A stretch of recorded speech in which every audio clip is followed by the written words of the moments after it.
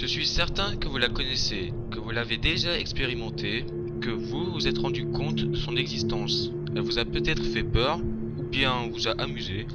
Vous vous posiez des questions à son sujet, mais pourtant, son effet durait, s'éternisait.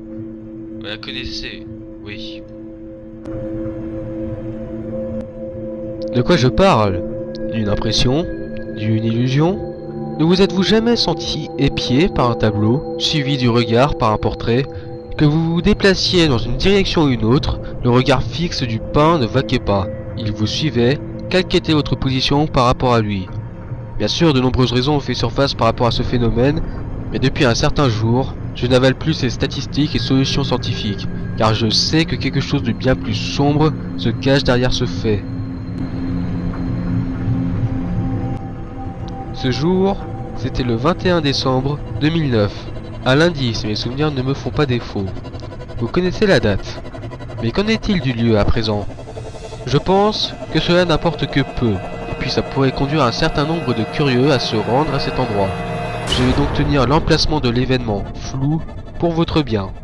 Ce que je peux dire par contre, c'est que ça s'est passé dans une maison de campagne plutôt isolée, un endroit qui servait de résidence de vacances à une famille ordinaire.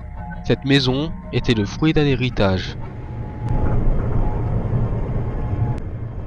Quels sont les faits à présent? Ce sont des faits bien sombres qui se sont affaissés sur une personne. Cette personne portait le nom de Jim.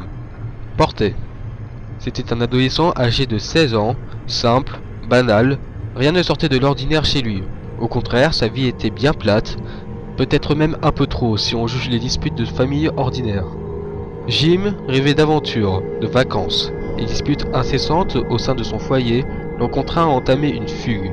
Cette fugue le conduit jusqu'à la maison qui appartenait à sa grand-mère maternelle. Une grand-mère qu'il n'avait jamais eu l'occasion de voir, décédée peu de temps après sa naissance. Cette maison ne se tenait pas très loin de son lieu de résidence primaire, mais pas trop près non plus. Ce ne serait pas le premier endroit où on le chercherait, et il le savait. Voilà la raison qui l'avait poussé à arrêter son choix ici.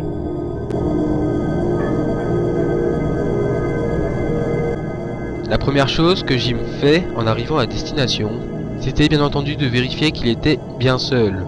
Personne ne répondait à ses appels, ses recherches n'aboutirent sur personne. Il était bel et bien seul. Il défaisait son sac et s'installait dans ce qui était une chambre. Les murs étaient gris poussière, les meubles étaient usés et peu de lumière filtrée.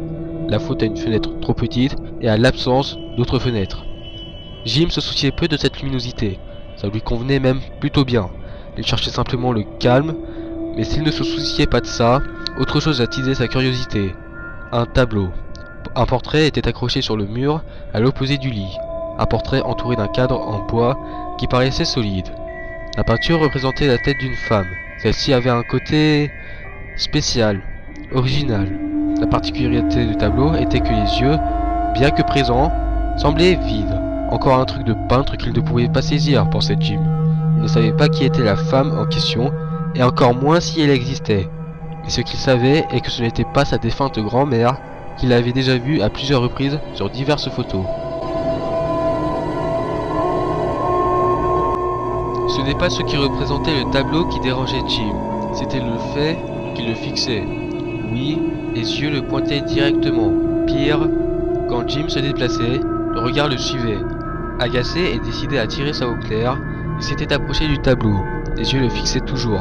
Il patienta devant cette peinture pendant une dizaine de secondes, puis, brutalement, la direction des yeux vacilla. Les deux yeux peints regardaient dans une direction précise, le coin inférieur droit du tableau. Il y avait une petite inscription dessus. Jim se pencha pour pouvoir la lire. Ne te retourne pas. Effrayé, Jim ne respecta pas la consigne et se retourna. Derrière lui, il n'y avait rien. Tout était normal. Il s'apprêtait à se retourner à nouveau vers le tableau quand il sentit une lame froide pénétrer son dos et lui transpercer le ventre. Il ne faut jamais tourner le dos à un portrait. Jamais. Voici une reconstitution de ce à quoi ressemblait le portrait.